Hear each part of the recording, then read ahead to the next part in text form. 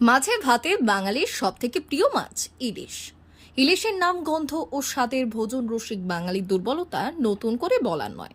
তবে এতদিন পর্যন্ত ইলিশ মাছের জন্য নদী ও সমুদ্রের মুখাপেক্ষী হয়ে থাকতে হতো। এবার সেই দিন শেষ। এবার ইলিশের উৎপাদন হবে আবদ্ধ পুকুরে। গবেষণা চালিয়ে রীতিমতো সফল হলেন মৎস্য বিজ্ঞানীরা। কোলাঘাট ব্লকের জামিট্টা এলাকায় পরীক্ষামূলকভাবে ইলিশ মাছ চাষ শুরু করে সেফ্রি। আর তাতেই মিলেছে অভাবনীয় সফলতা। পুকুরের ইলিশ মাছের খাদ্য হিসেবে জু প্ল্যাঙ্কটন ব্যবহার করা হচ্ছে। ফলে প্রিয় মাছ ইলিশের জন্য ভোজন রসিক বাঙালিদের আর বর্ষাকালের অপেক্ষা করতে হবে না। যে কোনো ঋতুতে পুকুর থেকেই পাওয়া যাবে ইলিশ মাছ। আর বেশি ছোট না করে ছোট সাইজে শুরু করো বলা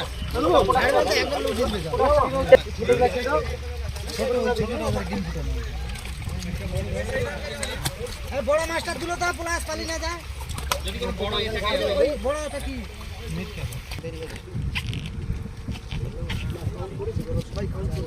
ডি নিউজ, কোলাঘাট।